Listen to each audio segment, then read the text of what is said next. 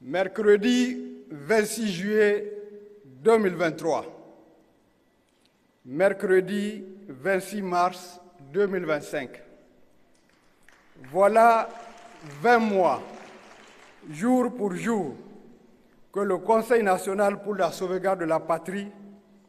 dans un élan patriotique, a courageusement décidé de prendre les rênes du pays face à une dérive évidente d'un pouvoir dont les agissements antipatriotiques menaçaient jusqu'à l'existence même de notre pays. Cet acte, très vite compris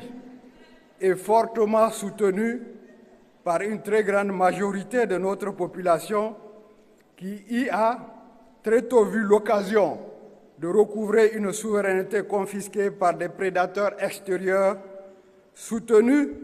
par des hommes politiques sectaires, a été l'occasion d'un mouvement patriotique et populaire qui a un guide, un leader, un chef, le général de brigade Abdourahmane Tchani.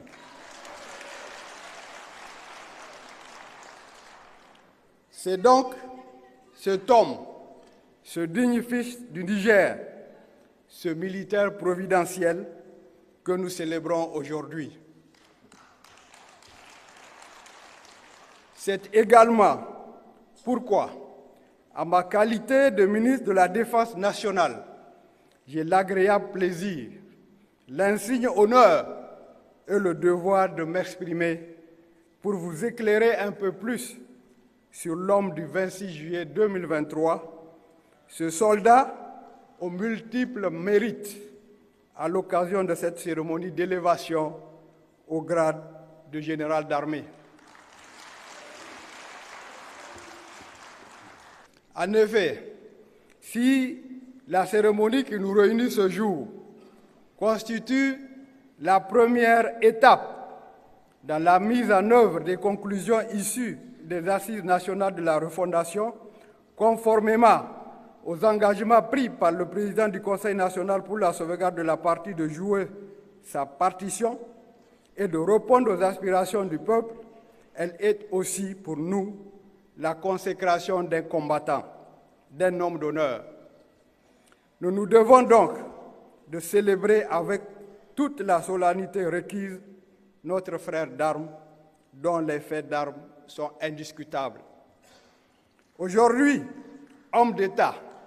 il a eu, avant ce saut dans l'histoire, une vie tout aussi remarquable au sein des forces armées nigériennes comme chef militaire rigoureux, humble et pragmatique.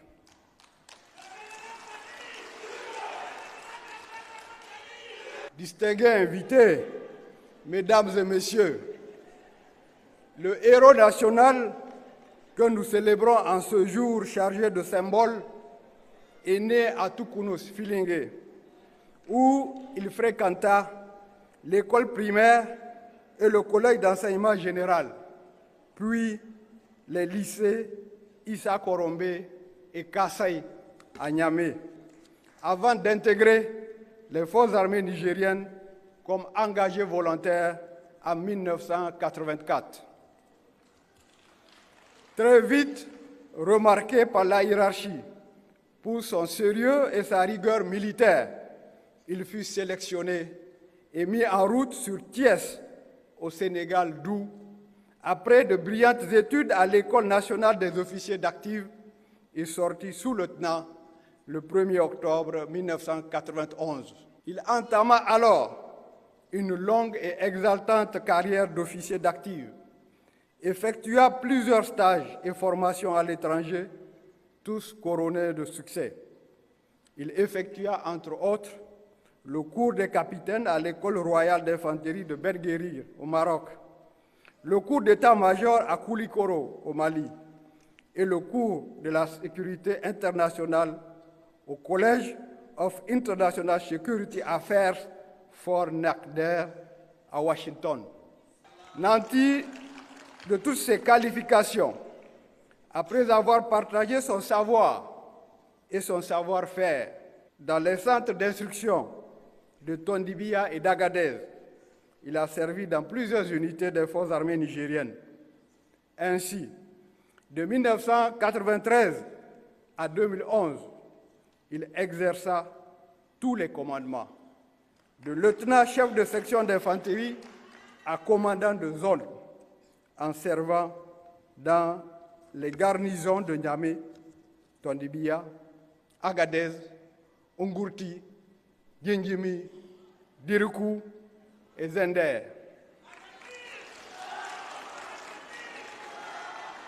Dans la même période, il fut déployé à plusieurs reprises dans les opérations nationales de lutte contre l'insécurité dans l'Aïr, à Tingalen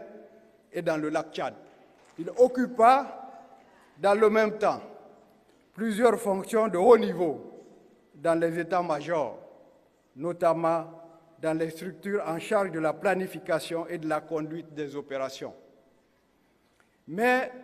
son parcours professionnel ne s'est pas limité aux théâtres nationaux. Il a brillamment été engagé dans plusieurs missions extérieures, dont la mission de la CEDEAO en République de Côte d'Ivoire, BCC, puis l'opération des Nations Unies en République de Côte d'Ivoire, ONUCI, à la tête du bataillon nigérien, contribuant ainsi à mettre un terme à la crise ivoirienne de l'époque, la mission de l'Organisation des Nations Unies au Congo, MONUC, où il a particulièrement été engagé dans le processus de désarmement, démobilisation, réintégration, réinsertion, DDRR. La mission des Nations Unies au Darfour, MINUAD, et enfin la force multinationale mixte, FMM, de la Commission du bassin du lac Tchad, où il commanda le contingent nigérien basé à Baga, au Nigeria, ayant contribué à circonscrire l'insécurité dans la région. Tous ces engagements ont été reconnus par la nation, qui a récompensé les qualités intrinsèques d'un soldat dévoué, connu dans les rangs des forces armées nigériennes pour son sens élevé du devoir, sa probité et sa dignité. Il a ainsi été décoré grand officier de l'Ordre du Mérite du Niger, reçu toutes les décorations dans l'Ordre national du Niger, la croix de vaillance avec palme, la croix de vaillance avec étoile, la décoration de la fourragère aux couleurs de la croix de vaillance, pour ne citer que celle-là. À partir de 2011, il commanda la garde présidentielle jusqu'au 26 juillet 2023, où le destin le propulsa à la tête du Conseil national pour la sauvegarde de la patrie. Comme vous venez de le voir, le soldat et l'homme d'État auquel nous rendons hommage aujourd'hui s'est construit un parcours exceptionnel, fait de dévouement, de sacrifice, d'élévation d'esprit, de courage et de patriotisme. Ce n'est donc pas le fait du hasard si le général Abdourahmane Tchani fait aujourd'hui l'unanimité au sein de nos populations qui lui ont témoigné cette reconnaissance à travers une première historique d'élever elle-même, sans intermédiaire, un officier de leur armée au grade supérieur et de surcroît au grade le plus élevé. Au-delà du caractère historique et exceptionnel de cet acte, il y a là la claire incarnation du lien, de la symbiose entre un homme et son peuple. Lien créé, faut-il le rappeler, dans l'épreuve et dans le sacrifice d'une nation debout, déterminée à ne plus courber l'échine et résolument engagée depuis le 26 juillet 2023 dans un processus irrévocable de refondation. Distingués invités, mesdames et messieurs, vous vous doutez bien qu'en tant que ministre en charge de la défense de notre territoire, de la protection des Nigériens et de leurs biens, je ne peux passer sous silence le deuil que nous observons depuis les événements tragiques